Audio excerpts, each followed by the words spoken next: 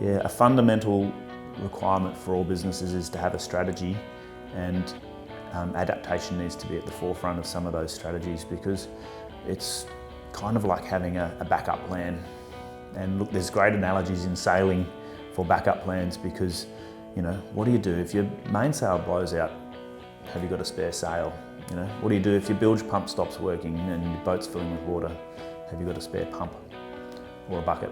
So having those backup plans is a great start to building stronger businesses and more adaptable businesses.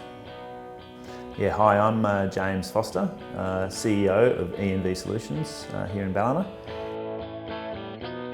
A business is continually adapting. For us, adapting to the climate change that we're seeing. So disasters are a major part of this region in recent years, and we provide services to assist people recovering from disasters. It's been a huge change for the business. So E&V is an environmental consultancy. Environmental consulting is looking at contamination of land and water.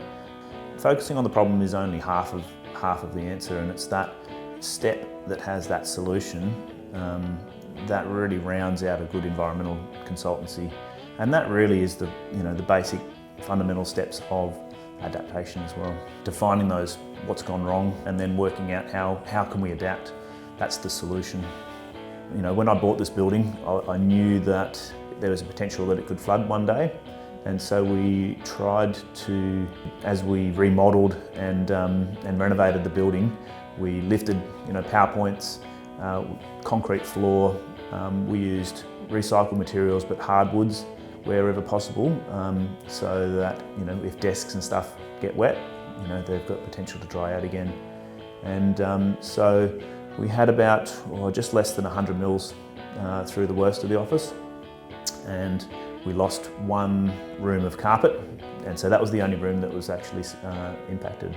So our planning for resilience and for adaptation had sort of paid off. Adaptation really means that there has to be some sort of change. What's your backup plan? If there's an environmental disaster such as a flood, is that going to really impact your business and how it operates? And having those key strategies is part of adaptation and part of mitigating risk in business, and it's all part of how we adapt.